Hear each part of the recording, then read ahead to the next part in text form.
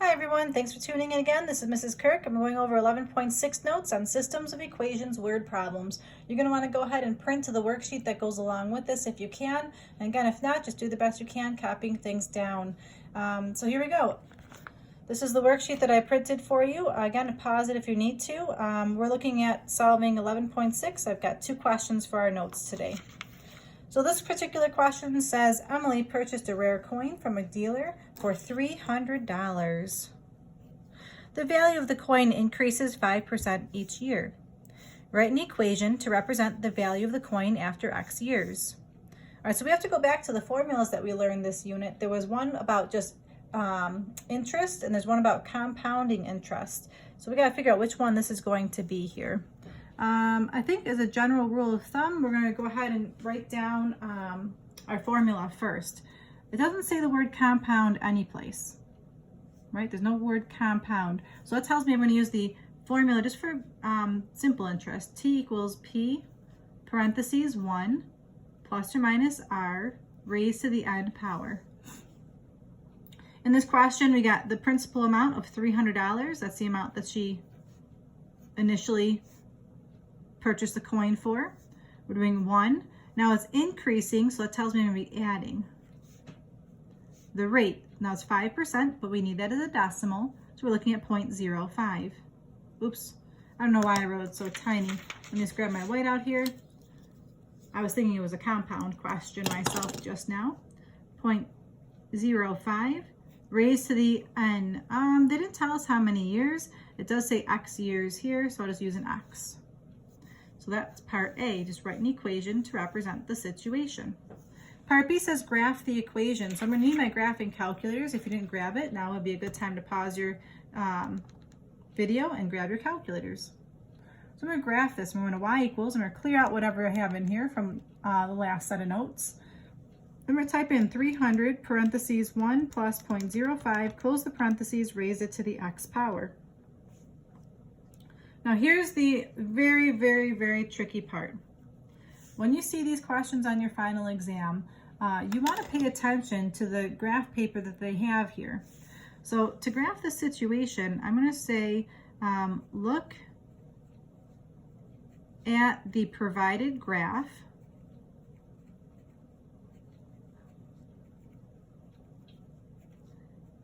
and change your window and table setup. Okay, that's one of the key things to this days of notes. So I definitely encourage you to pause the video at some points and rewind, because I'm just going to go through this briefly and how to do this. So I've got my equation typed in, and I'm going to look at my window. My window, the window key again right here is on my calculator, says the word window. I'm going to push that button. My window currently is going from -10 to 10 on the x and -10 to 10 on the y. Well, if I look at my graph paper here, on the x, it goes from 0 to 35. So I'm going to change my window to do the same thing. I'm going to go from 0 to 35. Then I'm going to arrow down, and I'm going to go ahead and change my y min. My y min is 0. My y max is 1,000. Now when I graph this, I'm also going to change my scale. I apologize. Let's go back up to X scale. If I look here, it's going 5, 10, 15, 20. What are they going by? They're not going by ones, they're going by fives. So I'm going to change my X scale to be 5. Arrow down to where it says Y scale. It's going 100, 200, 300. This is going by 100. Now if I push graph, my graph is going to look like this, and that's what I'm going to copy on my graph paper here. But I'm going to go ahead and write down what my window was. So I'll go back to my window screen. My window that I used was 0 to 35 and 0 to 1,000. Anytime you change your window, you should write that window down. All right, so my graph's going to look something like this. In order to graph this, I need some points to plot. So what I'm going to do, I'm going to plot the points at 5, 10, 15, and so on. So I'm going to go ahead on my paper and make a table.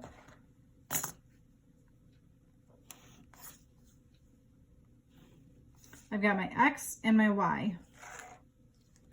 And I know the X's are going by increments of 5 all the way up to 35. So I'm going to do 0, 5, 10, 15, 20, 25, 30. I'll just go to 30 because that's all the space that I have. All right, so what you can do now is you can look at your table. So go to second, graph. But it's going to be really annoying to arrow all the way down to 30. So here's a shortcut if you don't feel like arrowing down. You can change your table start. So here's a shortcut in case you want to try this shortcut. And if you don't like the shortcut and you prefer just to arrow down, you can go right ahead. But here's a shortcut that you can do. I'm going to go ahead and push second. Let's see, second window.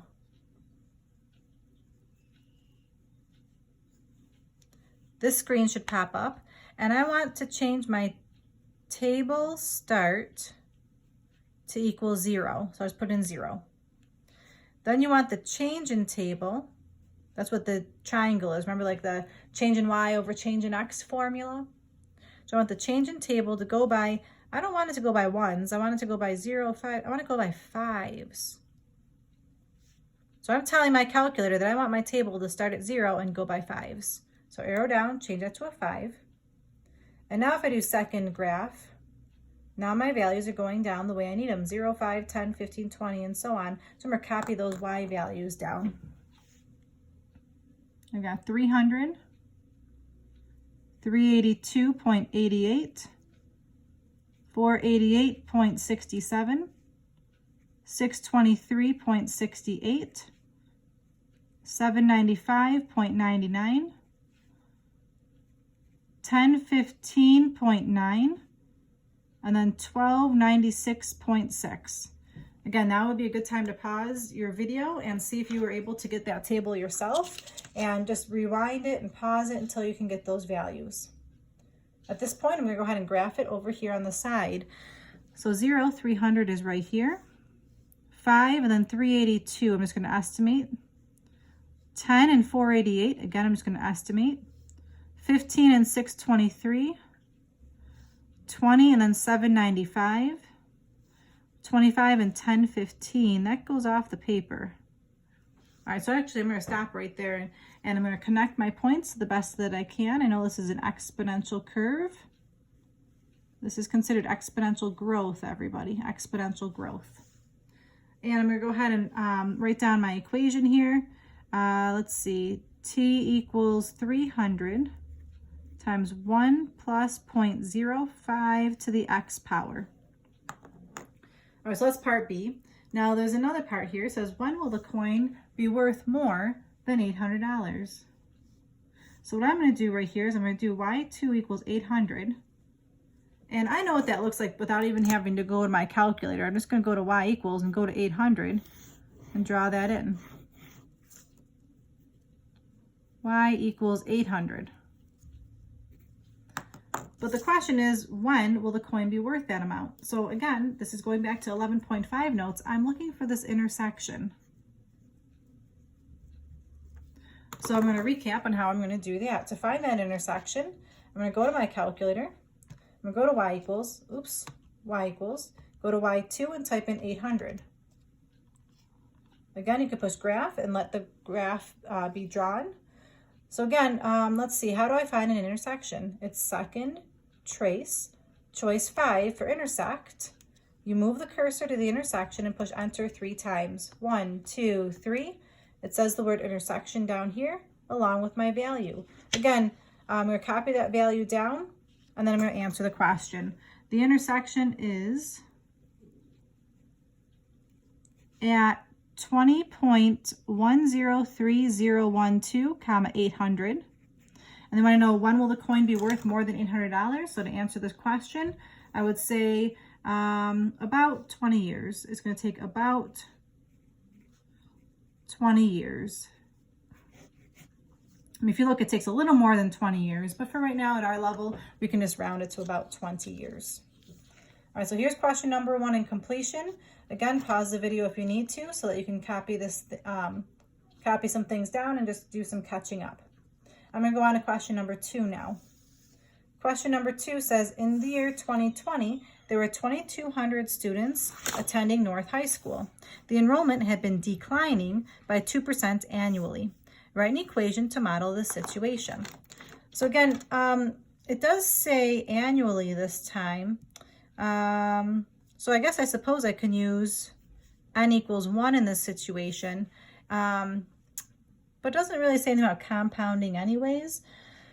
So I don't really need to worry about that compounding formula. I'm going to go ahead and write down the formula I'm using. T equals P parentheses 1 plus or minus. Let's see, I guess I could do R over N raised to the NT formula. It says annually, so N equals 1. So I've got 2,200 students. Now it says declining. So declining means I'll use the minus this time. The percent is 0.02. N is 1 because it does say annually. 1, and we don't know what T is, so we'll just use an X. So just to simplify this, my equation is T equals 2,200 times 1 minus 0.02 to the X power. That's my first part. Now it says graph the situation. Again, I'm going to go through this. To graph the situation, I'm going to go ahead and go to my calculator, clear out whatever's in here, type in my equation, raised to the X power. So there's my equation. Before I go ahead and graph anything, I need to change my window to match this window here. So again, the way to do that, you push window, and I want it to go from 0 to 35 again. So that's pretty nice. It already is 0 to 35. Going by 5, so I don't need to change anything there. My y's go from 0 to 2,500, so I need to change my y max to be 2,500, and this time it's going by increments of 250, so 250. And I'm going to write down what my window is because I changed it. So my window is 0 to 35 and 0 to 2,500. Push my graph key. And now I can see that the graph does look like it's decreasing. Okay, so now I have to go to my table to find my values here. So second graph, and here are the values that I'm going to copy down. It's going by increments of 5, so I'm good to go there. All right, so I'm going to go ahead and make a X and Y chart here. And I'm going to go ahead and copy down some of those values. 0 is 2,200. I'm going to actually skip a little bit here because I don't have very much space. I'm going to do 10 is 1797.6.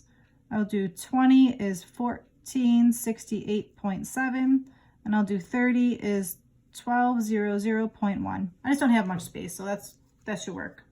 All right, so for this graph, I'm going to plot this. 0 and 2,200 was like roughly here. 10 and then 1797 was maybe about here. We got 20 and then 1468 was about here. And then 30 and 1200 would be maybe roughly about here. So to the best of my abilities, I'm going to go ahead and connect those points. And it's going to curve downwards a bit. And just draw an arrow at the end there. Write my equation. T equals 2,200. Times 1 minus 0.02 raised to the X power. Now, question C says, if this trend continues, how many students will be enrolled in the year 2035? So this is the tricky part. We have to figure out what 0 represented. In this particular question, this represents the year 2020. But I want the year 2035, so I have to figure out how many years later that is. Well, from 2020 until 2035, that's going to be 15 years later. So I don't need to use my calculator at all for this, for the graph, I mean. I'm going to type in 2,200, 1 minus 0.02, and I'm putting in 15 years. So here's my calculator. To get back to the home screen, I'm going to do second mode. So it goes back to the home screen. 2,200 times 1 minus 0.02 raised to the 15, and it gives me an outcome here of 1624.85226. So I'm going to say that rounds to about 1,625 students. And then the final question here is part D. In which year will the enrollment fall to 1,300 students? So this is the question where you want to do y2 equals 1,300. So I'm going to go ahead and go on my paper here, say 1,300 is roughly this line right here.